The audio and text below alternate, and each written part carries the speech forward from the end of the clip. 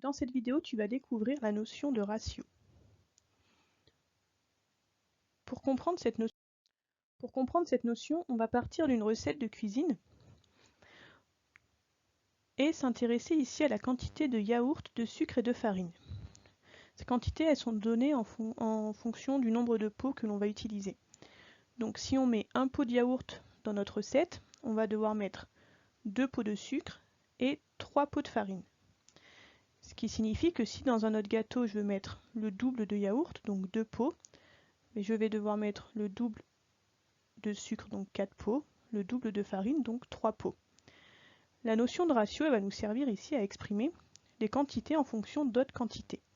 Donc si on s'intéresse à la quantité de ces 3 ingrédients, on va dire en fait que la quantité de yaourt, de sucre et de farine, elles sont dans un ratio 1 pour 2 pour 3. Donc cette notation avec les 2 points, ça correspond au ratio et ça se lit 1 pour 2 pour 3. Ça veut dire que pour un pot de yaourt, je vais mettre 2 pots de sucre et je vais mettre 3 pots de farine. On peut ça le traduire avec un petit schéma où on va utiliser donc les fractions. Donc quand je fais ma recette ici, j'utilise donc en tout 6 pots, si je m'intéresse qu'à ces 3 ingrédients. Donc si je prends une unité que je partage en 6, un pot ici, ça va correspondre au yaourt, les 2 ici vont correspondre au sucre, et les 3 ici vont correspondre à la farine. Donc mon unité ici est partagée en 6, et donc dans ces 6 parts-là, j'ai une part, donc une part sur 6, un sixième qui correspond au yaourt, 2 sixièmes qui correspondent au sucre, et 3 sixièmes qui correspondent à la farine. Donc là, la notion de ratio, elle sert à faire le lien entre différentes grandeurs.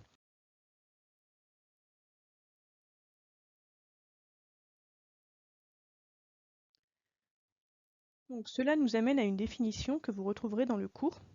Donc les nombres ici sont pris arbitrairement, ça pourrait être n'importe quel autre nombre. Donc dire que les nombres A et B sont dans un ratio 2 pour 3, ça signifie que la fraction A sur 2 est égale à la fraction B sur 3. Si on le fait avec plus de nombres mais 3, ça va être exactement le même principe. Donc dire que les nombres A, B et C sont dans le ratio 4 pour 3 pour 7, ça signifie donc que ces 3 fractions vont être égales. Donc A que l'on divise par 4, B que l'on divise par 3, C que l'on divise par 7. Pour comprendre un petit peu cette définition, on va donc utiliser un exemple.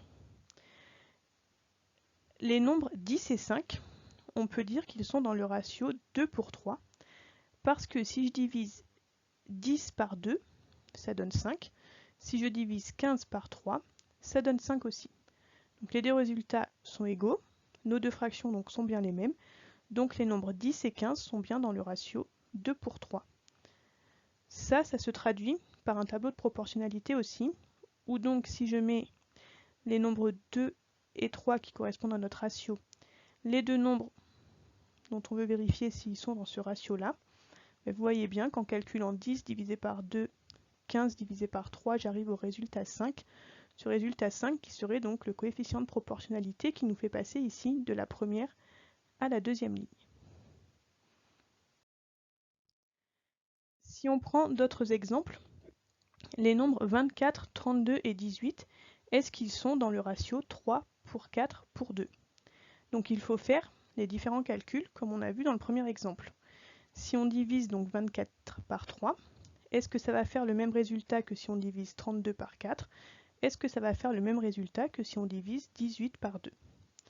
24 divisé par 3, ça donne 8. 32 divisé par 4, ça donne aussi 8. Mais 18 divisé par 2, ça donne 9. Comme les trois résultats ici ne sont pas les mêmes, ces trois nombres ne sont pas dans le ratio 3 pour 4 pour 2.